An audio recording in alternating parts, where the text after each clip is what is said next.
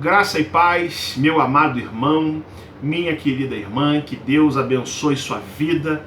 É com muito prazer e alegria que nós mais uma vez nos encontramos juntos para estudar a palavra de Deus e fazermos aquilo que a gente mais gosta de fazer na semana, que é falar com o nosso Deus. Feche seus olhos, coloque-se na presença do Senhor, aí onde mesmo você está, escutando essa palavra de oração.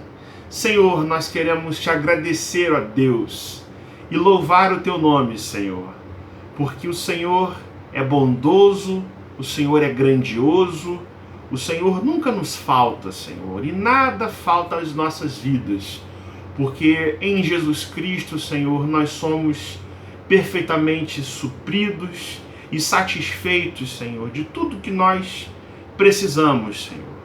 Nós queremos te louvar por isso, porque nunca a tua mão de poder tem nos faltado, Senhor.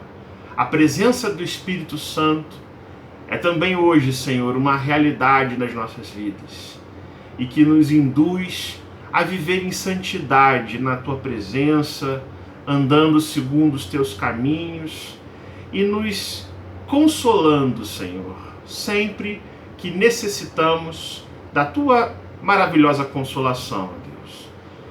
Neste dia, Senhor, nós queremos pedir pelas nossas vidas, nossas famílias, nossas igrejas, Senhor, pelos problemas da vida, pelas situações que tu sabes, ó Deus, ainda não foram resolvidas, seja, Senhor, fora de nós, seja dentro do nosso coração, Senhor. Nessa noite nós queremos te pedir, ó Deus, que o Senhor nos abençoe, que o Senhor nos dê mais da tua graça, mais da tua verdade em nossos corações, Senhor, e mais da tua abençoadora presença, porque é isso que a gente precisa, Senhor, sermos todos os dias tocados e impactados pelo nosso Senhor Jesus Cristo. Abençoa, Senhor, mais um estudo da tua palavra, que vamos agora continuar, para a tua honra e para a tua glória, Senhor, em nome de Jesus. Amém e amém. Vamos juntos voltar hoje à carta de Paulo aos Colossenses. Colossenses capítulo 1, versos 15 a 20. E nós vamos enxergar hoje quem é o centro de todas as coisas. Quem é aquele que, afinal de contas, nós somos chamados para viver uma vida que o agrade perfeitamente. Quem é esse? Senão aquele que Paulo vai dizer em Colossenses capítulo 1, verso 15 a 20, que é a imagem do Deus invisível, o primogênito de toda a criação, pois nele foram criadas todas as coisas nos céus e sobre a terra, as visíveis, as invisíveis, sejam tronos, sejam soberanias, quer principados, quer potestades, tudo foi criado por meio dele, para ele. Ele é antes de todas as coisas, nele tudo subsiste, ele é a cabeça do corpo da igreja, ele é o princípio, o primogênito entre os mortos, para em todas as coisas ter a primazia.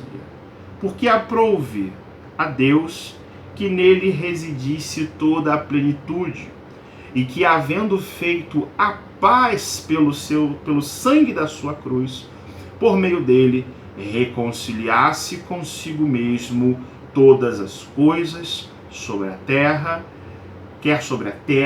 quer nos céus.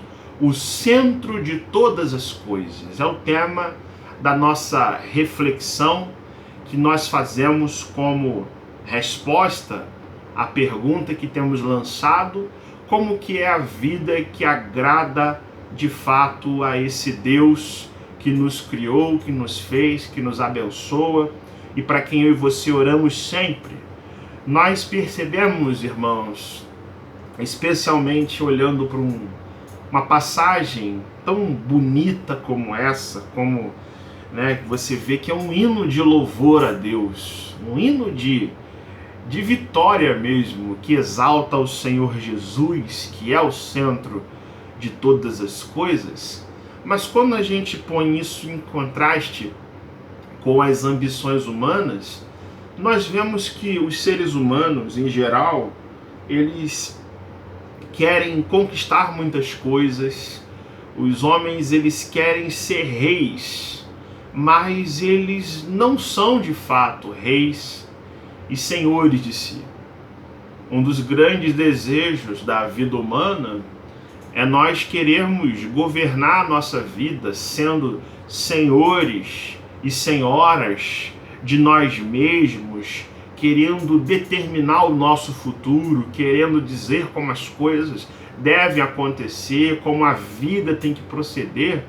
Mas a grande verdade é que nós não sabemos nada da verdade, nem mesmo temos condições na nossa vida de fazer qualquer coisa, de andar para qualquer lado. Como diz a carta de Tiago, não sabemos nem o que vai ser na nossa vida amanhã. Nós que dizemos, vamos para aquela cidade, vamos fazer negócios e ganhar muitas coisas. A vida humana, ela é uma vida que justamente é movida muitas vezes por uma ambição que não tem sentido, um belo castelo de areia. Assim é a ambição humana, porque na verdade Cristo é Rei, Cristo é Senhor, Cristo é de fato o centro dos nossos corações.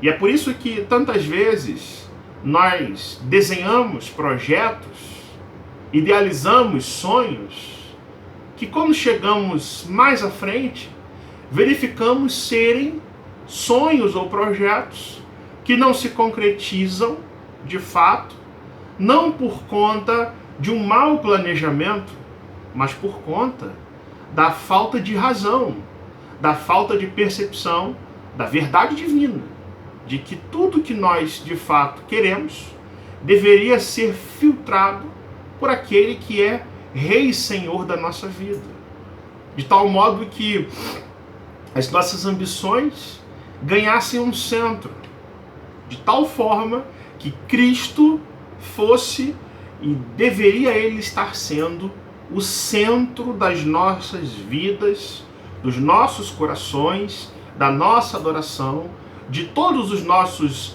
desejos e pensamentos mais íntimos e mais profundos. Não só a pessoa de Cristo, não só os valores do reino de Deus, não só os princípios da palavra, mas principalmente a centralidade de Jesus no coração. O fato de Jesus ser o meu governante, o seu governante, aquele que se assenta no trono do nosso ser. O que a palavra de Deus, então, quer mostrar, ou melhor dizendo, mostra, porque é muito claro o que está sendo revelado aqui para nós, quando a gente pensa em Jesus Cristo sendo o centro de todas as coisas. A gente vê que Jesus, do início ao fim, do início, desde a criação, é aquele diante de quem, ou ao redor de quem, toda a criação, toda a natureza, todo o cosmos, eu e você, giramos em torno, para que nele haja perfeição de glória, para que nele o nome dele seja perfeitamente louvado, adorado e entronizado. Então, primeira coisa que a gente percebe, Cristo ele é o centro de todas as coisas. Por quê? Porque ele é o único Criador. Os versículos 15 e 16 falam essa verdade. Cristo nada mais é do que a imagem do Deus invisível, primogênito de toda a criação. E por que isso? Porque em Cristo toda a criação foi feita. Toda a criação foi feita pelo Pai de nosso Senhor Jesus Cristo, a primeira pessoa da Trindade, mas perceba, segundo Paulo, na perfeita influência de Cristo. Nele foram criadas todas as coisas. E aí Paulo abre o leque mesmo. Ele é abrangente. No céu, na terra, coisas visíveis, invisíveis, tronos e soberanias, principados e potestades. E se alguém quisesse acrescentar nomes a essa lista, também se aplicaria o mesmo princípio, porque tudo foi criado por meio dele, na influência dele, na perfeição dele e para ele, sendo ele o único Senhor da criação, sendo Jesus o único para quem todas as coisas convergem como ponto de referência, como sentido de existirem. A minha vida e a sua vida, portanto, se enquadram nesse padrão. Tudo foi criado por meio dele e para ele. Mas Cristo também é o único sustentador da sua criação, porque ele é antes de todas as coisas e nele tudo subsiste. Ou seja, as coisas que existem, quer visíveis, invisíveis, e toda essa lista que Paulo menciona aqui, elas não só foram criadas na perfeita influência de Cristo, mas ele é o mantenedor da criação, não é? Você vê que Deus, ele não é um Deus que cria tudo e vai embora e deixa que a criação se governe nos seus próprios desejos. Não, diz a Escritura que em Cristo tudo subsiste, ou seja, tudo é coerente, tudo é administrado, tudo é sustentado por aquele que é o centro de todas as coisas. Paulo diz ainda que Cristo é o único Senhor, e ele chama Cristo de aquele que é a cabeça do corpo. Uma metáfora muito usada nas epístolas de Paulo para identificar a relação entre Cristo e a sua igreja. Ele é a cabeça do corpo, que é a igreja, sendo ele o princípio primogênito dentre os mortos, para em todas as coisas ter a primazia. Ou seja, Cristo é o único Senhor, o único líder da igreja, o único soberano na criação, o único que tem primazia sobre tudo, o único que dirige os destinos da sua igreja.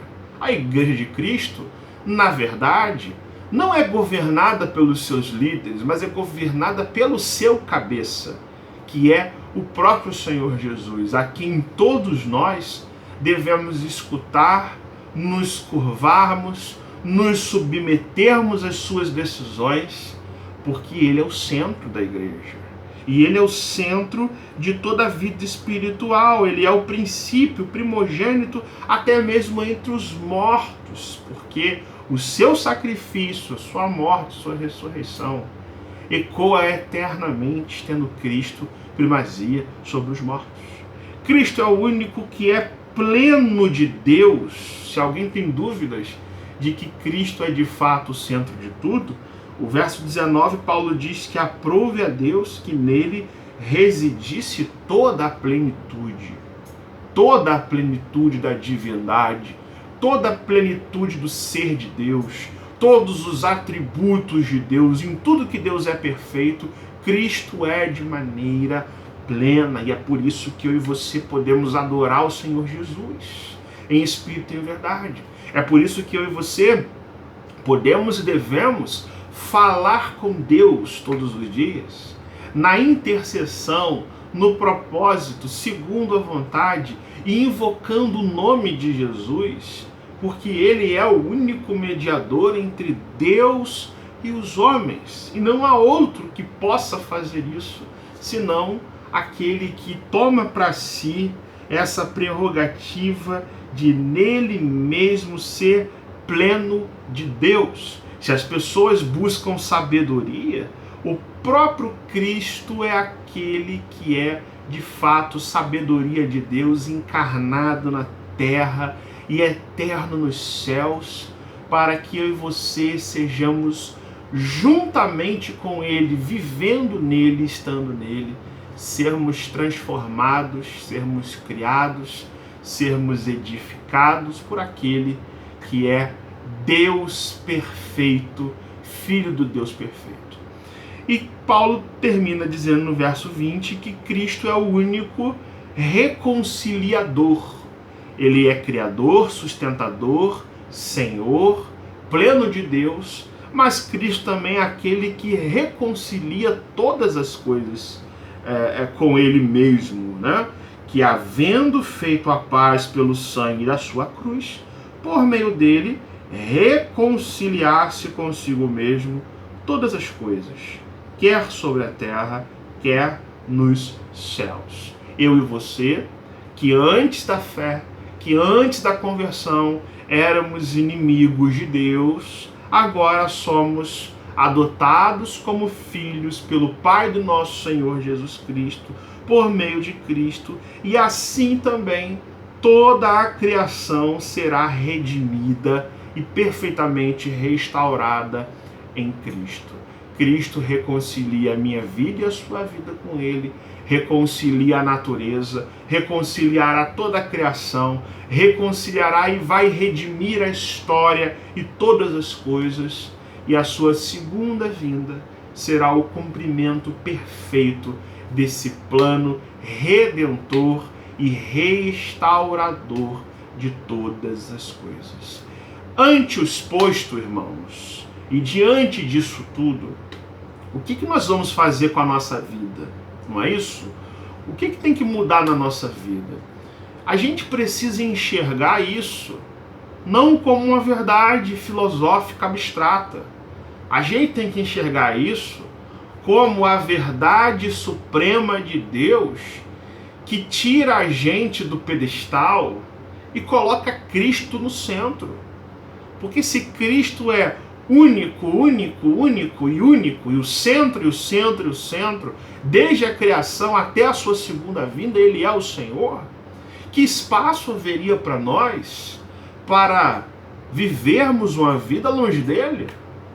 Para planejarmos nossos destinos sem consultar qual é a vontade do nosso Deus para nós? Que sentido haveria em nós perdermos tanto tempo pensando em tantas coisas, nos angustiando por tantas coisas, quando Cristo é aquele que tem a linha da história perfeitamente desenhada na palma da sua mão? Ele é Deus, perfeitamente Deus. Por que a gente se desesperar com tantas coisas? Se Cristo é aquele que tem o cetro da justiça nas suas mãos, governando o curso da sua igreja, da sua vida, da minha vida, para todo sempre. Diante disso, meus irmãos, o que a palavra de Deus está nos mostrando com esse hino de louvor, com esse texto que exala uma boa poesia, uma santa composição que exalta Cristo, isso ensina a gente a mais uma vez depender de Cristo. E a gente fala isso e repete, sim, porque depender de Cristo é uma necessidade dos nossos dias. É uma ideia muito bonita na teoria, mas pouco vivida na prática por muitos crentes. Porque no fundo, irmãos, nós não queremos que Cristo seja o Senhor da nossa vida. Por causa do pecado, por causa da nossa imperfeição, nós queremos ser aqueles que têm exaltação e sabedoria de nós mesmos quanto ao nosso próprio destino. Quando a gente olha para a palavra de Deus, a gente não tem armas para que o nosso ego prevaleça. Nós nos sujeitamos alegremente a uma dependência, a contar apenas com o agir de Deus nas nossas vidas, para que todas as coisas nos sejam acrescentadas. Foi Jesus que disse isso. A gente, quando fala em dependência de Cristo, é a gente entender que Cristo é aquele que morreu na cruz por nós e ressuscitou e nos deu a salvação. Mas ele não é só isso. Isso é muito importante da gente entender, é claro. Mas Cristo é aquele que trabalha pela história, que trabalha pelo seu povo desde a eternidade e até a consumação dos séculos. Cristo é aquele em quem todas as coisas se convergem. E, portanto, o que é a nossa vida? A nossa vida é um pinguinho, é um pontinho nessa grandiosa história do mundo construída pelo nosso Senhor Jesus Cristo. Olha que coisa boa. Estando nele, eu e você reinaremos juntamente com ele lá na eternidade. Mas esse reino tem que vir no nosso coração hoje, tem que ser realidade em nossas vidas por meio da graça de Deus. E a gente vai conseguir viver tendo Cristo no centro das nossas vidas. Quando nós entendermos o que nós estamos fazendo com a nossa vida e o que nós deveríamos estar mudando, deixando e abandonando para que Cristo seja tudo no nosso coração. Que Deus nos abençoe, irmãos. Que Cristo seja tudo na sua vida. E se Cristo for tudo para você, você pode perder todas as coisas, que você será a pessoa mais rica da face da terra, porque Cristo é a nossa maior riqueza. Vamos orar? Senhor Jesus, glória ao teu nome, Senhor. Louvado seja o teu nome, porque é assim que a tua palavra diz, é assim que a palavra te exalta, e é assim, Senhor, que nós queremos mais uma vez te exaltar em nossos corações. Cristo sendo o centro de todas as coisas e sendo o centro do nosso coração. Senhor, nos ajude a viver assim, a andar assim, Senhor, tendo Cristo como centro da nossa vida, Senhor.